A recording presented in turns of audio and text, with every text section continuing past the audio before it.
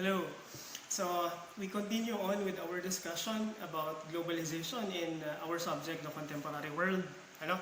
So, balikan natin yung mga na-discuss na natin doon sa video na pinost ko sa inyo prior to this video. Okay. So, doon sa discussion natin sa ating Facebook group, most of you have already come up with your personal opinion, perspectives, or understanding about what globalization is para sa inyo. Okay, so one of you had come up with the concept of interconnectedness, which is very true. Okay, another had come up with the concept of connections, which is also true. Now, if we associate this word interconnectedness and connection, magja-jive ito doon sa definition na pinut forward ni Manfred Steger. And ayon sa kanya, meron tayong tatlo na konsepto na associated doon sa konsepto ng globalisasyon. Una, ito ay tumutukoy sa tinatawag nating expansion of ideas, norms, lifestyles, aspects of culture. Okay, so expansion referring to the spreading of one aspect of culture, whether that would be material, katulad ng mga bagay-bagay, technological, and so on, and non-material. So these are your values, norms, mga paniniwala, beliefs, at iba pa. So that's expansion. Another is we have the concept of multiplication. So pag multiply naman, so sort of like this is related to the word or to the concept of expansion na din.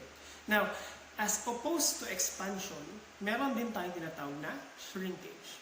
So shrinkage, meaning the world is becoming smaller. The world is becoming one. So nagkakaroon na tayo ngayon ng interconnectedness na tinatawag that in spite of the barriers that we experience every day in living our lives right now in this contemporary world, we are still connected with the rest of the humanity kahit saan lupalop man sila naroon. Unlike noong mga panahon ng ating mga ninuno na kailangan pa nilang magsulat. Like for example, if you imagine like we are living in 1521 right now and you are Magellan and you are going to contact the King of Spain or Portugal,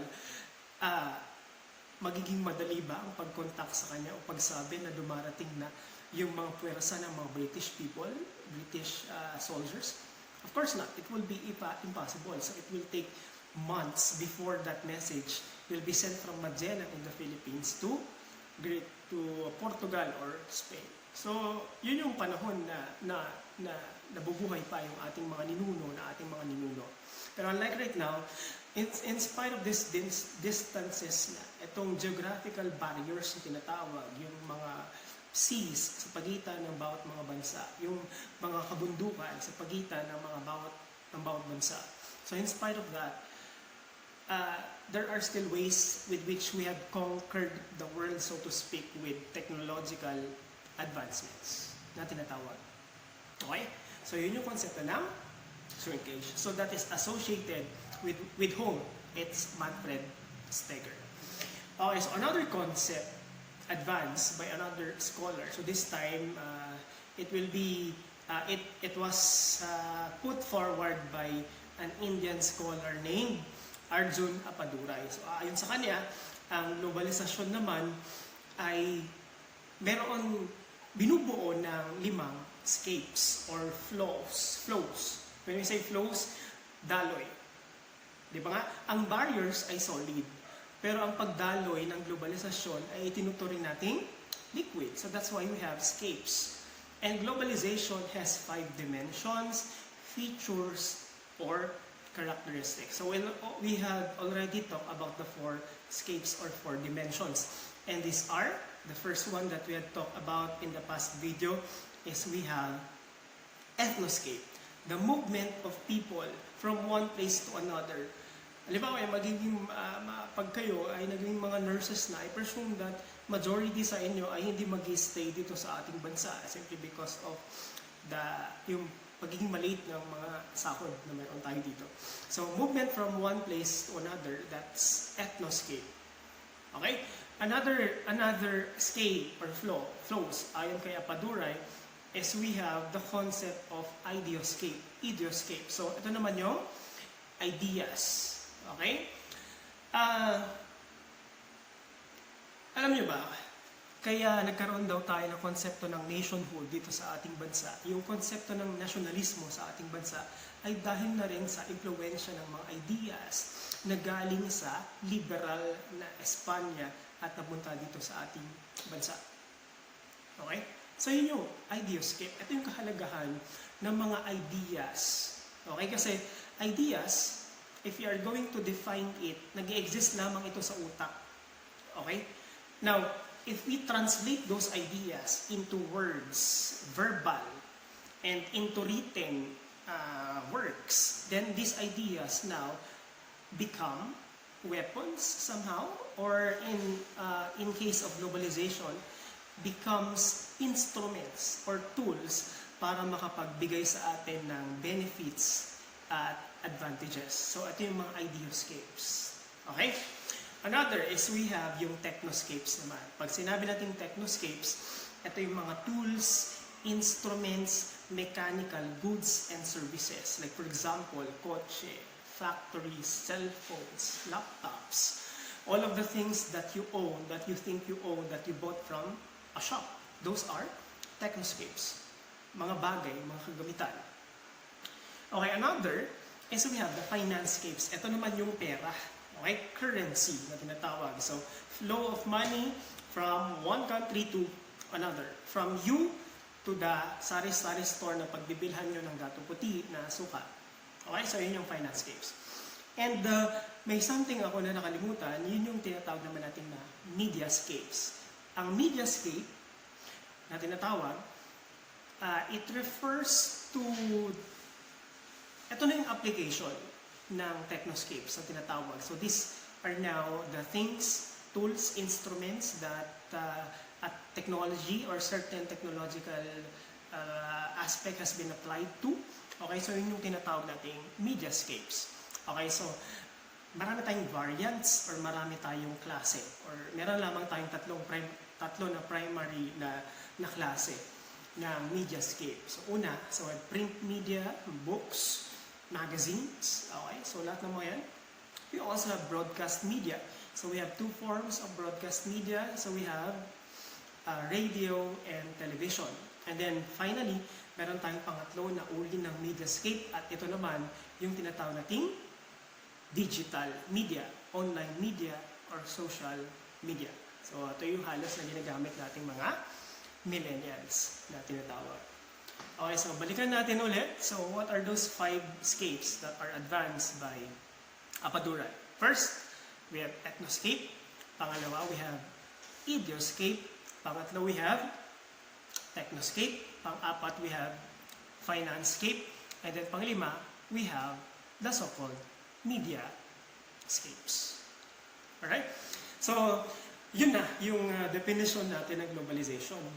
So, marami tayong klase ng globalization. So, yun yung economic globalization din. So, also, it's all about trade, economic activities. Pero ang unahin natin na i-discuss ay ang konsepto ng cultural globalization. And mag-umpisa tayo ngayon. Ito na yung pinaka-bago na topic na mayroon tayo. At ito ang kultura. Alright? Or cultural globalization.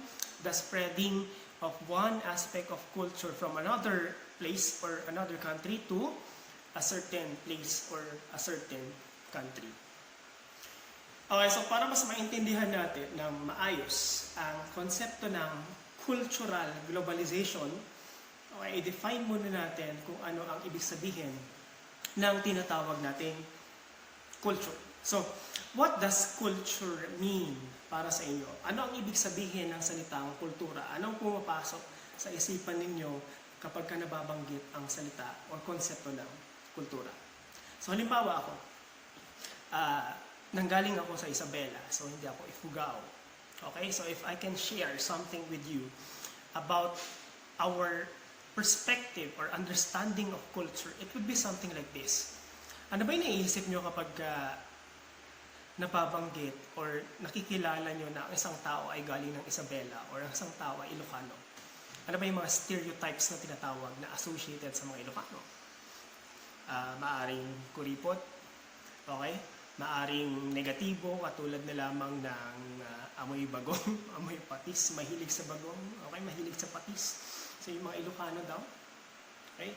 So ako, actually, nung dumating ako dito sa Ifugao last 2018, I experienced culture shock. So I was really surprised and I was really shocked, so to speak, about sa uri ng kultura na naka-exposean ko dito nung unang pagpunta ko dito sa probinsya ng Ifugao.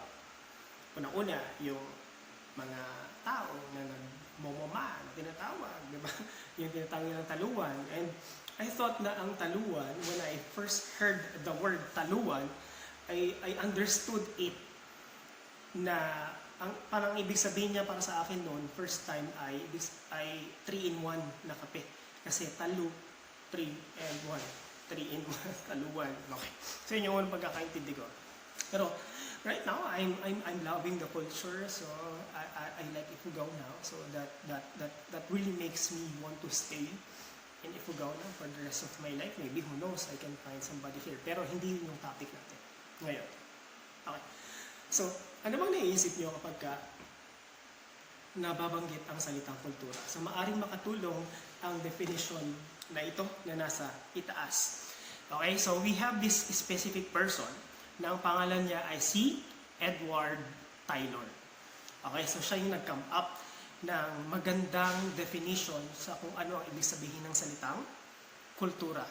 Ayon kay Edward Taylor, ang sabi niya, culture is that complex whole that includes knowledge systems, norms, customs, beliefs, arts, morals, religion that are being learned by a member of a given society through other people. So yun yung tinatawag nating culture according to Edward Taylor. So, kung babalikan natin word for word yung nabanggit sa taas na definition ng kultura ayon kay Taylor. So, first we have customs. Okay, so ano bang ibig sabihin ng customs? Ano may mga customs or mga nakasanayan natin na gawin? Okay, so ano yung mga naisip nyo? Okay, so maaaring dito sa Ifugao, so we have Ifugao customs. Maaaring sa Isabela, we have the Ilocano customs na tinatawag. We also have lifestyles. We also have beliefs, traditions, arts, morals. So lahat ng mga iyan, kapag pinag-combine natin together, we would come up with the concept of the word culture. Okay? Now, for us to better understand what culture is, we have to categorize it into two.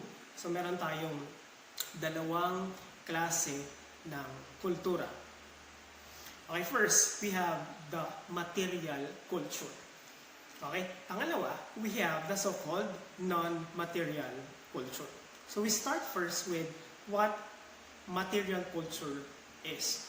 Ano nga bang ibig sabihin ng material culture? So from the term material alone, so material meaning tangible. Pag sinabi natin tangible, ito yung mga literal na bagay na hawakan, na iluluto, nakikita.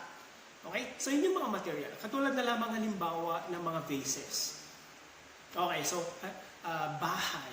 Okay? So a house, for example, in Ifugao.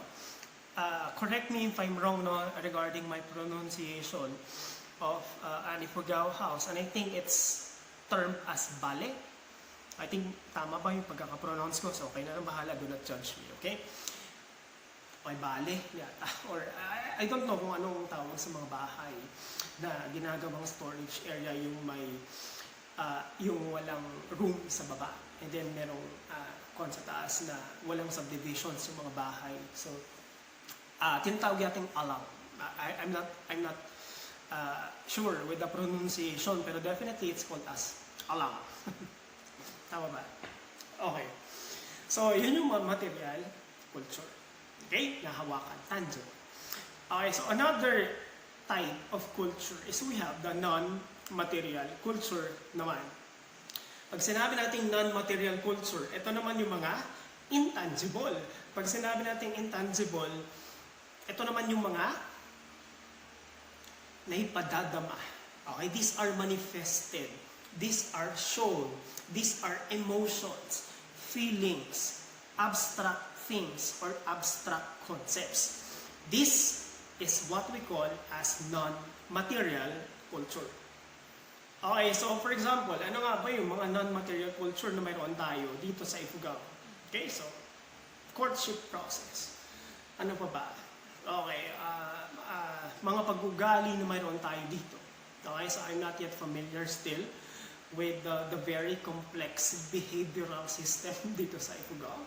Pero I think insofar as my personal observation of the non-material culture dito sa Ifugao is that when I first encountered a student here during my first class dito, last 2018, that boy did not call me po at opo. So parang, ano ba naman to, naisip ko noon na parang walang respeto itong batang ito kasi hindi man lang siya marunong magpo at opo. Pero I've come to know that saying po and opo are not that often times observed in Ifugao. Pero it doesn't mean that when a person forgets to say po and opo to an older person, it doesn't necessarily mean that that person is already disrespectful toward that older person. Pero meron pa rin tayong konsepto ng respeto dito. Meron pa rin tayong aspeto ng non-material culture in the form of respect na taliwas doon sa standard na mayroon ang mga lowlanders katulad namin sa Isabela. So we say po at opo sa ating mga kwan, nagmamano kami. So yun yung mga bagay na nagpapakita na nilarespeto namin yung mga nakakatanda. Pero dito, hindi nila na ipapakita iyon. Pero the fact is, they are still respectful toward other people. So yun yung material and non-material culture na tinatawag. Okay? So that ends muna ang ating discussion for today. So I will be uploading another video tomorrow after this. So parang 17 minutes muna tayo para maiksi lang ang kwan ninyo ha. Okay, so goodbye. Keep safe and don't worry, IPSU is COVID-free.